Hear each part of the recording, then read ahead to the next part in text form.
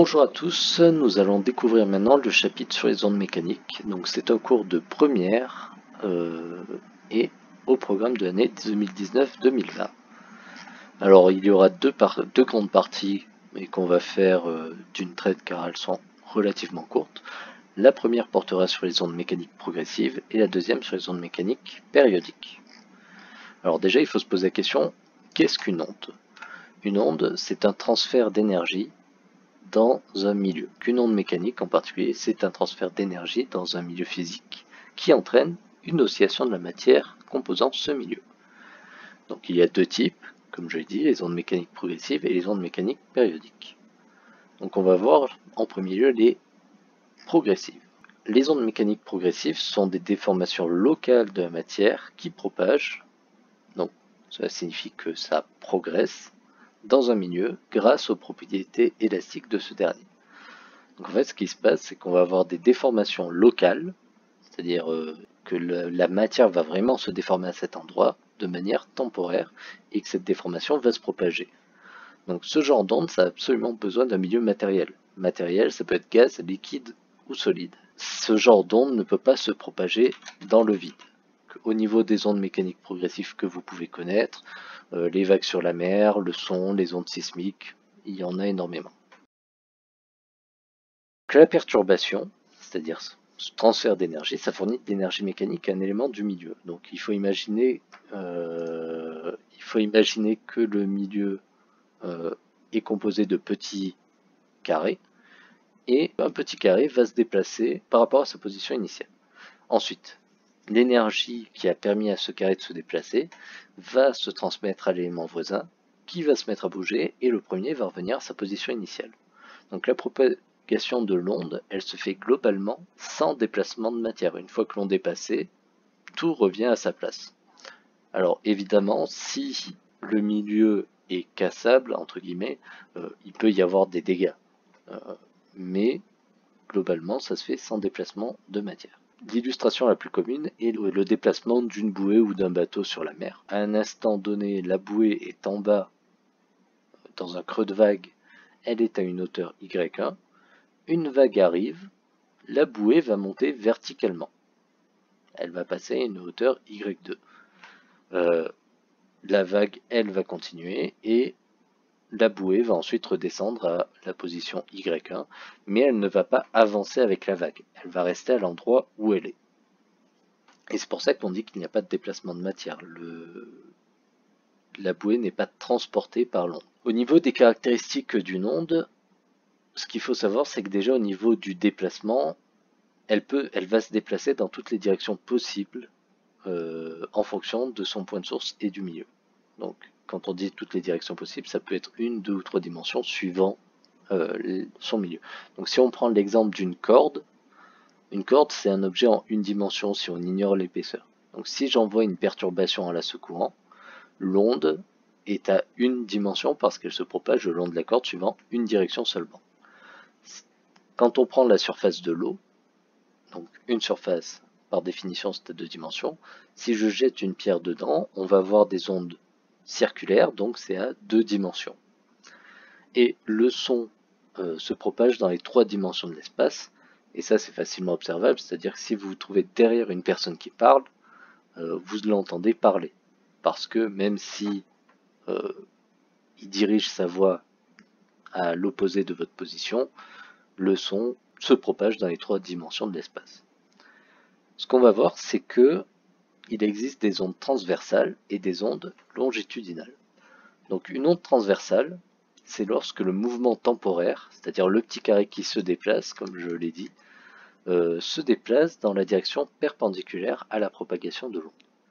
Donc les vagues sur la mer sont des ondes transversales parce que la bouée, elle monte verticalement, mais l'énergie, elle, se propage horizontalement. La manière de l'illustrer, c'est aussi à l'aide d'une corde ou d'un ressort, c'est-à-dire que l'énergie va vers l'avant, mais par contre, le ressort se déforme, ou la corde se déforme verticalement. Donc ça, c'est une onde transversale. Et une fois que l'onde est passée, évidemment, la corde ou le ressort reviennent à leur position initiale. La deuxième possibilité, c'est les ondes longitudinales. Donc cette fois, le déplacement temporaire de matière se fait dans la direction de propagation de l'onde. Donc si je reprends l'exemple d'un ressort, on va avoir compression, dilatation qui vont se propager le long de ce ressort, mais au final, le ressort revient dans sa forme initiale. Donc là, je vous présente seulement des ondes à une dimension parce que c'est plus facile, mais on peut avoir des ondes longitudinales à 3 dimensions, par exemple le son, ce sont des compressions, dilatations de l'air, et on peut avoir des ondes transversales à 2 dimensions par exemple, comme les vagues circulaires à la surface de l'eau. On va voir maintenant les notions de retard et de célérité d'une onde. Donc, quand on parle d'onde progressive, c'est-à-dire que l'énergie qu'on envoie, le petit paquet d'énergie, sa position évolue dans le temps et dans l'espace. Ce qu'on appelle retard d'une onde, en fait, c'est la durée qu'une onde met à parcourir une distance AB. Ça va être le temps entre le moment où l'onde est passée par le point A et le moment où elle passe par le point B. Ce retard, on l'appelle taux, et c'est tout simplement TB, le temps, l'instant où c'est passé en B, moins TA, le temps où c'est passé en A. Donc l'exemple classique, c'est le tonnerre lorsque la foudre tombe. Donc supposons que la foudre tombe au point A, supposant que le temps, je dis que c'est 0 secondes, j'entends au point B le tonnerre, 5 secondes plus tard. Le retard, c'est donc taux égale 5 moins 0, 5,0 secondes. Il a fallu 5 secondes pour que l'énergie, l'onde, arrive du point A vers le point B. Si on connaît les positions du point A et du point B, on peut donc en déduire une vitesse. La position du point A, ici je l'appelle XA, et la position du point B, XB. J'en déduis que la célérité et la vitesse de l'onde, c'est XB moins XA sur TB moins TA. Cette formule, c'est tout simplement V est égal à D sur T. XB moins XA, c'est une distance, TB moins TA, c'est une durée. Donc si je considère que XA est égal à 0 m et XB est égal à 1700 mètres, je peux en déduire la vitesse du son. 1700 moins 0 sur 5 moins 0, c'est égal à 340 mètres par seconde. La vitesse d'une onde va varier suivant le milieu où elle se propage. De manière générale, plus un milieu est rigide, plus les ondes mécaniques s'y propagent rapidement. Dans le cas des gaz, plus la masse des particules qui forment ce gaz est faible, plus la célérité va être importante. Donc je vous présente quelques valeurs de vitesse du son dans des milieux à 20 degrés Celsius parce qu'en effet, la pression, l'humidité, la température jouent beaucoup sur la vitesse aussi. Alors dans l'air, la valeur classique c'est 340 mètres par seconde. Dans l'hélium, qui est un gaz beaucoup plus léger, on est à 900 mètres par seconde. Dans l'eau, qui est un milieu plus rigide, on est à 1500 mètres par seconde. Et dans l'acier, qui est encore plus rigide, on est à 5000 mètres par seconde. Nous allons maintenant voir les ondes mécaniques périodiques. Donc, dans le cas précédent, on s'intéressait à une perturbation unique, c'est-à-dire une boule d'énergie qui se propage de manière ponctuelle. Ce qui peut se passer, c'est que la source d'une onde envoie des perturbations à des intervalles de temps réguliers. Cet intervalle de temps régulier, c'est ce qu'on appelle la période temporelle T, et on la mesure en secondes. Il existe aussi une période spatiale, notée lambda, et cette période spatiale, c'est la longueur d'onde, et on la mesure en mètres. C'est la longueur entre deux points dans le même état de déformation, c'est-à-dire que si on a deux petits carrés qui vont monter, eh bien ça va être la distance entre ces deux petits carrés. Ce que je vous montre ici, c'est un dispositif qui crée des vaguelettes, et ces vaguelettes, elles sont espacées d'une certaine distance lambda, et cette distance, c'est la longueur d'onde. Ici, ce dispositif produit des vagues toutes les secondes, donc la période temporelle est d'une seconde, la période spatiale est lambda, et la période temporelle est une seconde. Vu qu'on a une longueur et un temps, eh bien on peut trouver la vitesse d'une onde périodique. Et donc la vitesse de cette onde périodique, c'est tout simplement la longueur d'onde divisée par la période. Une longueur divisée par un temps. Lambda divisé par t. Alors certaines ondes périodiques peuvent être modélisées par une fonction sinusoïdale. C'est le cas par exemple des sons purs. Je vous laisse revenir à votre cours d'enseignement scientifique sur les sons purs.